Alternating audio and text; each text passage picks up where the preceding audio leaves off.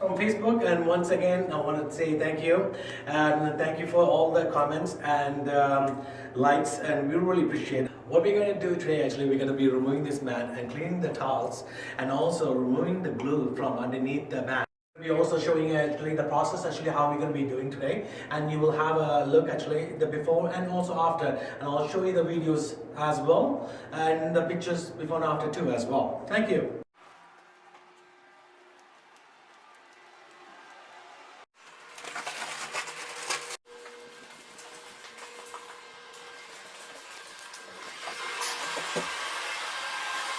What you're seeing actually that we just remove the mats.